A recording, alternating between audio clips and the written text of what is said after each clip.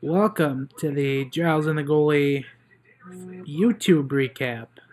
Tonight we saw the Minnesota Wild defeat the Dallas Stars 4-2 at XL Energy Center. Overall thoughts on the game. I thought it was not the greatest start to the game. Both teams looked like they were still thinking about their holiday feast. But as the game went on, both teams kind of ramped it up there. And we saw a goal from each team towards the end of the first period. I thought the Wild overall in the first were kind of slow, as I said. They were also just tossing the puck around like a grenade. It was really annoying. They looked like they had no idea what to do with the puck, and it was kind of bothersome. They did get lucky there at the end of the first period with the Jared Spurgeon goal off a great 3-on-2 rush. Everyone crashed in the net, and if that game goes in 1-0, the intermission for Dallas, it could be a whole different hockey game. So shout out to that line for getting the job done there. And then in the second period, I was disappointed after the Wild took the lead. I noticed that the Matt Dumba Ryan Suter defensive pair was no more. Ryan Suter Jared Spurgeon pair was reunited, and honestly, yeah, I knew Michael Russo threw it out there that the Wild lose 4 out of the last 5 games. They're going to make some changes, but I honestly thought that defensive pair was doing pretty good, and I didn't think too horribly of Jared Spurgeon, Jonas Brodin, but room for improvement. So that was kind of my gripe here in the game from second period on, was that Suter Spurgeon was reunited, and Dumba Brodin didn't look too sharp, and I have doubts about what we're going to see from them going forward, as they were given plenty of opportunities early on, and the year they really didn't do much with it, so I have doubts. The Wild go into the break. They're up 3-2, and honestly, I like their jump coming out in the third. They played really sharp for the first 5 minutes of the third period, I thought, and it was a lot different from the third periods we're used to seeing. They look like a team that wanted to be out there, and that was a nice little change. But then, really from then on, they were kind of back on their heels a little bit, and they still had some chances, but I thought Dallas was generating way higher quality chances to end the third period. But thankfully, the Wild have Alex Stalock. I can't believe I'm saying that still. He was sharp again tonight, as his time as the starter probably coming to an end with Devin Dubnyk on the bench tonight as the backup. Steve Michaelick sent down earlier in the day. But Alex Stalock definitely making a strong case to get some very regular playing time moving forward, as he has done a very good job in goal while Devin Dubnyk's been down with injury.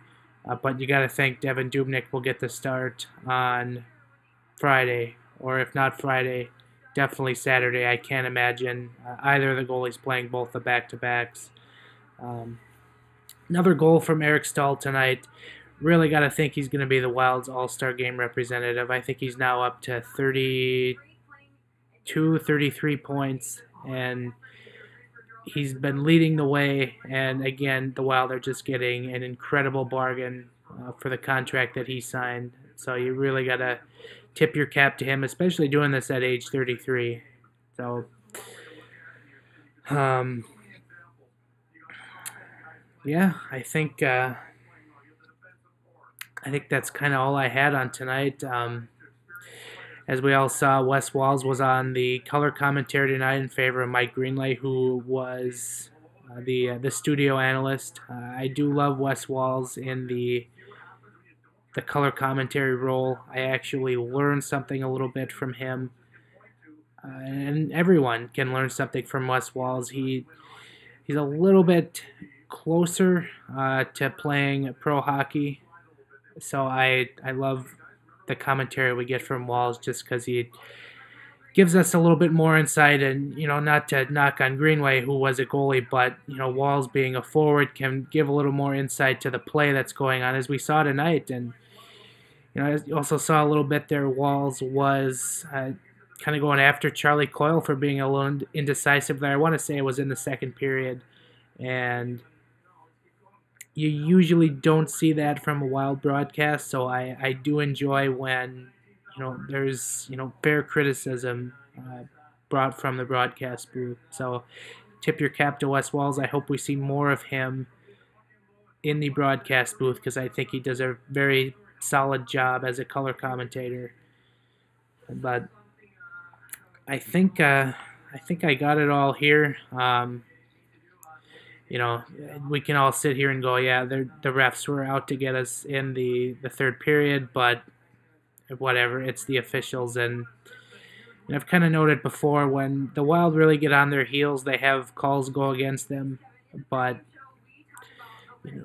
when you're the worst puck possession team in the league, you're not going to get a lot of chances to draw penalties. So we can sit here and complain about the refs all we want, but if the Wild possess the puck a little bit more, maybe they'll get some favorable calls. So that's kind of how I feel about that. So Wild win tonight, 4-2, as I said on our pregame video. This was kind of a show-me game for the Minnesota Wild coming out of the break. Obviously, after the sluggish start, they looked pretty good against a divisional opponent they are looking up at in the standings.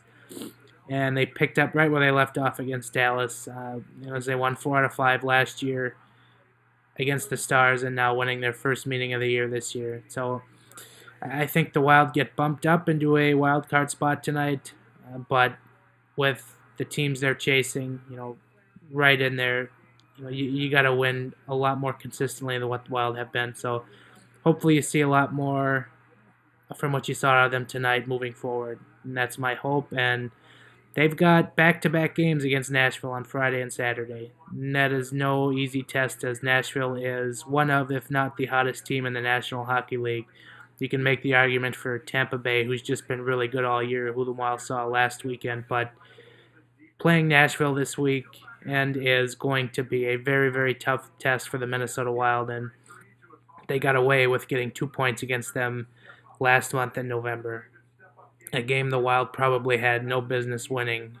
They ended up winning. So I think Nashville's probably going to remember that here, at least on Friday, if not both games. So if the Wild can get somehow a split out of these 2 games against Nashville, I'll call that a win, because the Predators are a very good hockey team. So that will do it for our post-game recap.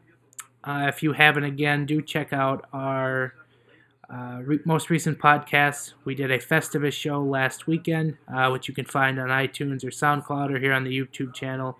And then we did a World Junior Hockey Tournament preview. We had Chris Peters of ESPN and our friend Nate Wells from The Athletic and Zone Coverage joined us to help break down the tournament and mainly the United States.